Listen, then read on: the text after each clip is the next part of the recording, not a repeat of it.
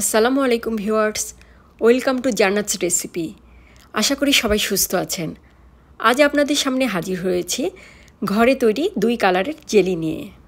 সাধারণত দোকান থেকে জেলি পাউডার কিনে এনে বাড়িতে আমরা জেলি তৈরি করি, কিন্তু আজ আমি জেলি পাউডার ছাড়াই আপনাদেরকে জেলি তৈরি করে দেখাবো। আমি কাস্টার্ড পাউডার দিয়ে হলুদ রঙের জেলি এবং রুহ আফজা দিয়ে লাল রঙের জেলি বানাবো। এই জেলিগুলোর আলাদা একটা স্বাদও থাকে। কাস্টার্ড পাউডার দিয়ে বানানো জেলিতে যেমন ভ্যানিলা ফ্লেভার পাওয়া যায়, একইভাবে রুহ আফজা দিয়ে জেলি বানালে সেখানে থেকে পাওয়া যায় এক ধরনের রোজ ফ্লেভার। রুহ আফজা দিয়ে জেলি বানানোর জন্য আমি একটি মগে 200 ml নর্মাল তাপমাত্রার পানিতে 2 টেবিল চামচ কর্নফ্লাওয়ার এবং 2 টেবিল চামচ চিনি গুলে চুলাতে জাল করে নিব।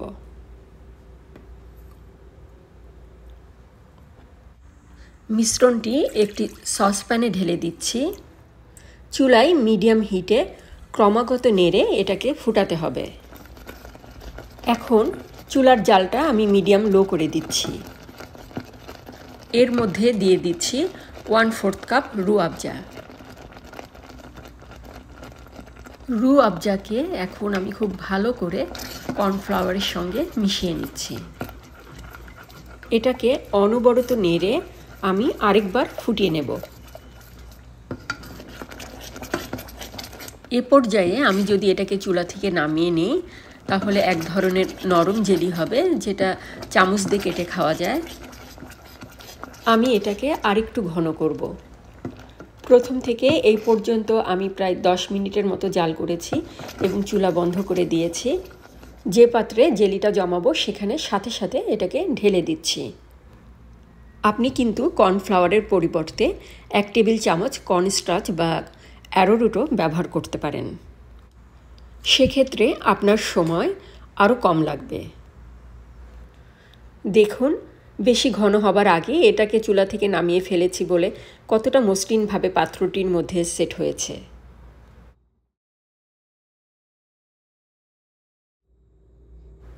হলুদ জেলি তৈরির জন্য আবারও একটি মগে 200 ml নর্মাল তাপমাত্রার পানি নিয়েছি। এখন এর মধ্যে দিয়ে দিচ্ছি 2 টেবিল চামচ চিনি এবং আরও দিয়ে দিচ্ছি 2 টেবিল চামচ কাস্টার্ড পাউডার। এখন একটা চামচ দিয়ে এটাকে ভালো করে মিশিয়ে নিচ্ছি। এখন একটা সসপ্যানের মধ্যে এটাকে ঢেলে চুলায় মিডিয়াম হিটে ফুটিয়ে নেব। এই জেলিটা করতে খুব কম সময় লাগে। 3 মিনিটের মধ্যে দেখবেন এটা ফুটে স্বচ্ছ হয়ে আসে। চুলা অফ করে আর একটু নেড়ে ঘন করে এটাকে আমি চুলা থেকে নামিয়ে নিচ্ছি। আগে থেকে রেডি করে রাখা পাত্রের মধ্যে এটাকে সাথে সাথে ঢেলে নিতে হবে।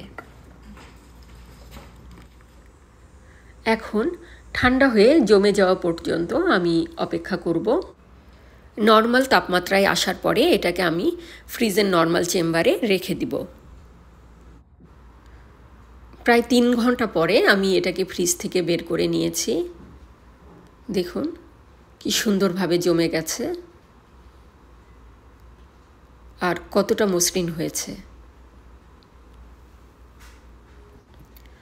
আমার জেলি এখন খাবার জন্য রেডি হয়ে গেছে।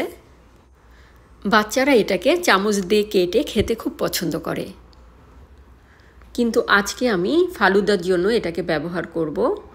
ফালুদা সহ অনেক ধরনের ডেজার্ট আছে যেখানে এটাকে আপনারা ব্যবহার করতে পারেন। সেজন্য এগুলোকে আমি স্কোয়ার শেপ করে কেটে নিচ্ছি।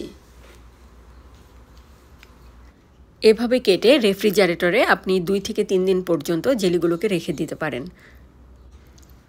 ফালুদা পরিবেশনের ঠিক আগ মুহূর্তে এটাকে আপনারা ফ্রিজ থেকে বের করে নেবেন। লাল জেলিটাকেও আমি স্কোয়ার শেপে কেটে নিচ্ছি। সবগুলো কাটা হলে আমি প্লেটের মধ্যে এগুলোকে পরিবেশন করে আপনাদেরকে দেখাচ্ছি।